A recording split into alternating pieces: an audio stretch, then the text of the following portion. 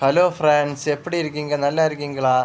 நான் இன்னைக்கு எங்கள் வீட்டுக்கு போயிருந்து அப்போ அங்கே அன்னைக்கு நான் ஒரு மீன் தொட்டி அதை பாசி எல்லாம் சுரண்டி நல்லா சுத்தப்படுத்தி ரெடி பண்ணி வச்சுருந்து. இன்னைக்கு அதுக்கு நிறைய தாமரைக்கு இதெல்லாம் அள்ளி இதெல்லாம் நட்டிருந்தேன்.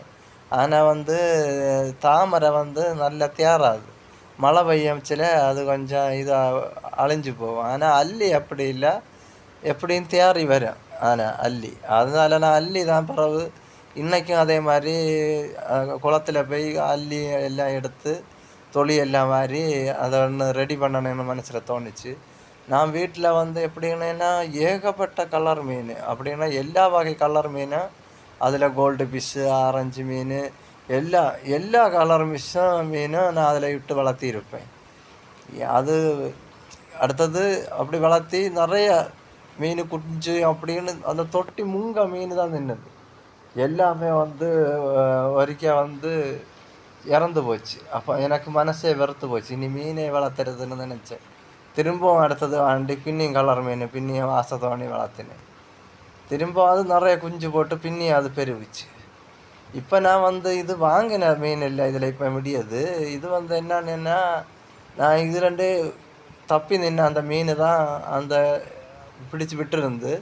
அது எங்களுக்கே தெரியாது அந்த மீன் நின்னது. அது இப்போ அந்த மீனை வளர்த்தலான்னு இல்லையண்டு பிடிச்சி விட்டுட்டு வந்தால் அதை இப்போ ரெடி பண்ணி செடி அந்த அல்லி இதெல்லாம் நட்டு மீன் தொட்டியில் வச்சு தண்ணி ஊற்றி அதுக்கப்புறம் நட்டு வளர்த்துனா அது கொஞ்சம் தேரை எனக்கு மனசில் தோணுச்சு. அதுன்ட்டு தான் அதை செஞ்சிட்ருக்கேன் அந்த வேலையை. இது அப்படியே எல்லாம் நட்டு பாசி எல்லாம் பிடிச்சிருக்கோமோ சூப்பராக இருக்கும். அந்த மீன் நிறைய நிற்காம அது பார்க்கவே ஒரு தனி அழகாக இருக்கும். ஏன்னா நம்ம எத்தனை கண்காட்சி போனாலும் இந்த மாதிரி கலர் நிறைஞ்ச மீன் அதில் நிற்கிது. எல்லா வகையும் தனித்தனியாக விடுவாங்க நம்ம கண்காட்சிகள் எல்லாம் போனால். இது எல்லா மீனும் ஒரு இடத்துல அப்படி நிற்காம அது ஒரு தனி இதாக இருக்கும், சூப்பராக இருக்கும். நேரமே நான் விட்டுருந்தேன். அந்த டைமும் அடிப்பொலியாக இருந்து அதனால தான் இப்போவும் பின்ன எனக்கு வளர்த்தணுன்னு ஒரு நல்ல ஒரு ஆசை. அதனால தான் இப்போ அதே மீன் அதே போல் வாண்டி இப்போ என்கிட்ட கடந்த மீனை தான் நான் போடுவேன் அதில். அதில் இனி கொஞ்சம் கொஞ்சமாட்டு வாண்டி போட்டு பழைய நிலைமைக்கு கொண்டு வரணும்னு நினச்சிட்ருக்கு. ஏன்னா இந்த மீன் கொத்தி எல்லாம் அதிகம் இது காவல் இருந்து பிடிச்சிட்டு போகும். அது வார மீனும் பிடிச்சம்போ நமக்கு 200 300 நகம் போகிறதா இருக்கும் பைசா. அப்போ மனசே வெறுத்து போகும் அது பிடிச்சிட்டு போகும்பா.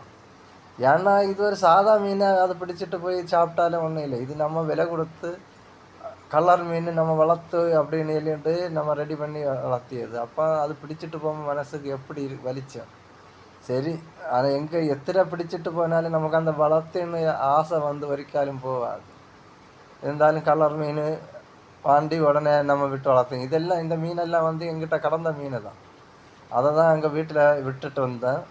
இப்போ அதை எடுத்து தொட்டி ரெடி பண்ணி விட்டு இனி மீன் வளர்த்து அதில் அது சுதந்திரமாக கிடக்கும். குளத்தில் எப்படி கிடக்குமோ அதே போல் கிடக்கும். அப்படின்னு இதெல்லாம்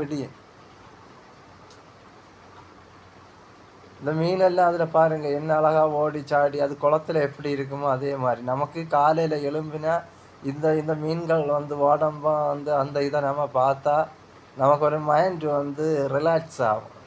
அதுக்கு வேண்டி தான் வளர்த்தியது. இந்த வீடியோ பிடிச்சிருந்தால் லைக் பண்ணுங்கள், சப்போர்ட் பண்ணுங்கள். நன்றி, வணக்கம்.